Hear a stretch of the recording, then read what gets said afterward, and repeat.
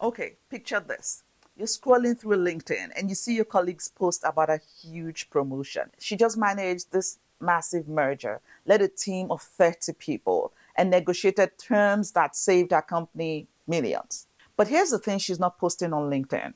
She's got about $45,000 sitting in her savings account, earning basically nothing because investing is too scary. Or maybe this hits closer to home. You can tear apart a 50-page contract, catch every single issue, and negotiate terms that protect your company. But the second your financial advisor starts throwing around words like asset allocation, market volatility, you're just nodding along, thinking, I have no idea what you're talking about. Does that sound familiar? Yeah, I thought so. Here's what nobody tells you, or what I wish someone could have told me years ago.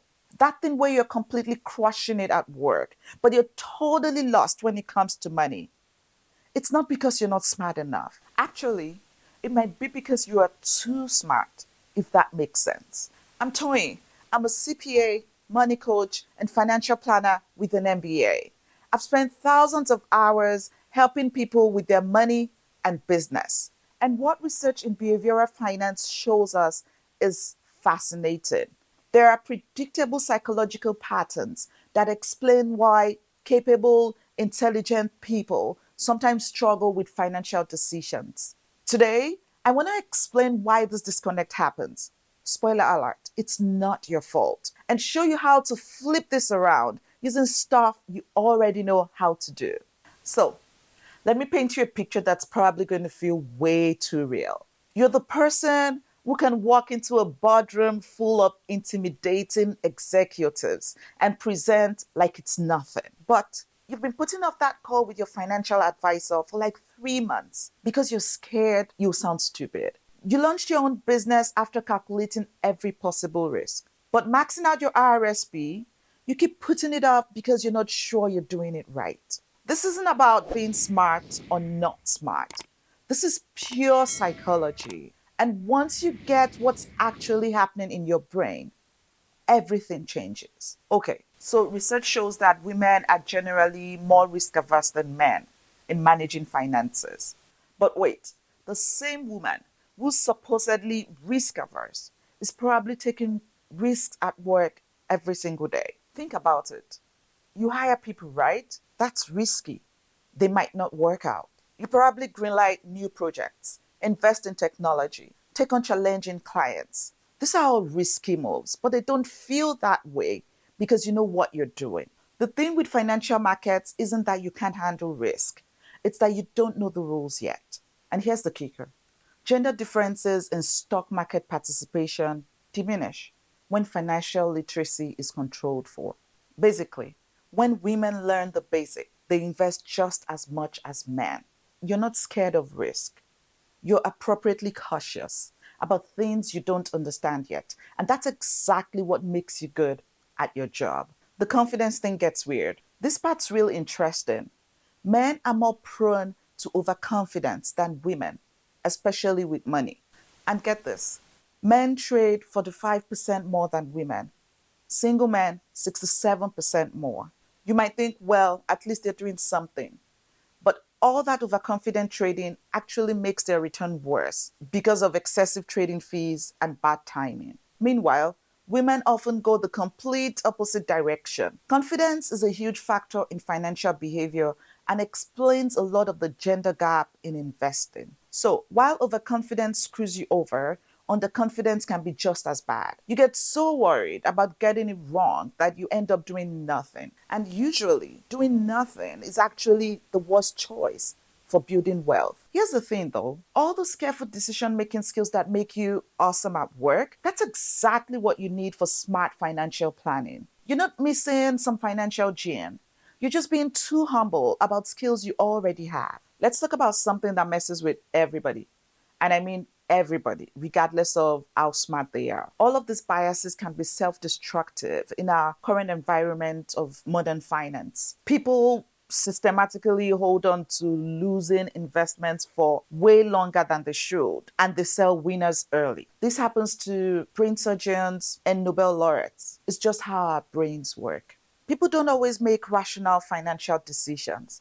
They make choices based on emotions and mental shortcuts. Money triggers this crazy emotional response that can totally hijack your logical brain. Like, maybe you're still anchored to that story of your friend's cousin who lost a ton of money in 2018. Even though you know that one story does not represent how investing works, it's still in your head, influencing every investing decision you make. Or maybe you only pay attention to information that confirms what you already think about investing being dangerous, while ignoring all the evidence that shows that long term investing can actually work pretty well. The good news, just recognizing that these biases exist is huge. When you're aware of them, you can catch yourself and make better decisions. There's also some bigger stuff going on.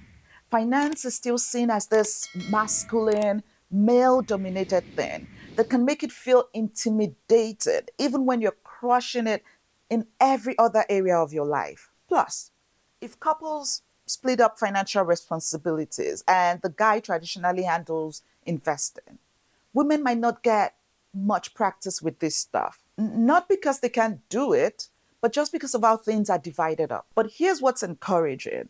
When you control for education and experience, these gaps basically disappear. Translation? This is totally learnable. It is not some mysterious talent that you either have or don't. Fear, greed, regret, all these emotions can completely take over when it comes to financial decisions. Unlike most work decisions, money decisions feel super personal. Money represents your security, your freedom, your future. That's a lot of emotional weight. At work, you probably have systems such as templates, processes, checklists that help you make good decisions, even when things get stressful. You need the same thing for money decisions. Your work skills are actually financial superpowers. Here's where this gets really cool. Everything you need to be good at money, you already have it. Your work skills aren't separate from financial skills. They are financial skills, just applied to a different area. If you can put together a business plan with 3-year projections, you can absolutely create a financial plan. Same exact thinking. Set goals, figure out how to get there, track your progress, adjust when needed. Every time you evaluate a business opportunity, weigh pros and cons, make decisions without having all the information. That's investment thinking. Financial education can improve decision-making skills and build confidence, but the core skills are already there. Managing investments is basically project management. Set clear goals, monitor progress, make adjustments based on what's happening, stay focused on the big picture when the day-to-day stuff gets chaotic. You look at data, spot trends, evaluate performance, make evidence-based decisions. That's literally what good investing is. Here's how to actually bridge the gap. Step 1, stop starting from zero. Quit thinking about financial learning like you're a complete beginner. You're not. You're taking skills you already have and applying them somewhere new. Approach learning about investing the same way you would research anything for work, systematically and with confidence. Step 2, build systems like you do at work. Take your time with big financial decisions. Don't make impulsive choices. Create the same kind of systematic approach you use at work. Set criteria for decision making.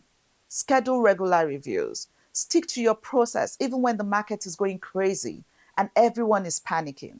Step 3, start with what you can control. Diversifying your portfolio helps protect against making emotional decisions. Start with broad, simple diversification instead of trying to pick individual stocks. Think of it as risk management, something you already totally understand. Step 4, learn one thing at a time. Pick one financial concept each week and learn it. Not because you're behind, but because knowledge builds confidence, and confidence gets you taking action. Treat it like any other professional development. It's all about becoming more you, not different. The goal isn't to become some different person.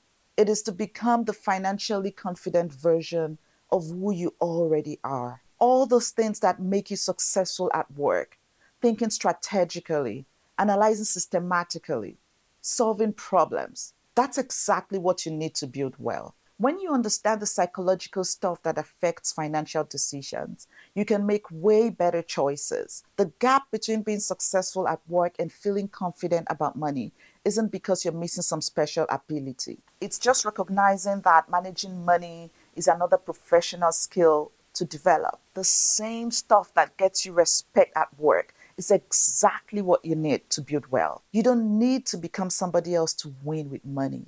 You just need to apply the skills you already have with the same confidence you bring to everything else you do. The only difference between your career success and your financial potential is practice and education. And both of this, totally up to you. Now, if you're ready to start getting organized with your finances and reduce that financial stress, check out my video, Stop Financial Stress in 30 Days, the money organization framework that nobody talks about. It's the perfect next step to start applying what we talked about today. See you in the next video.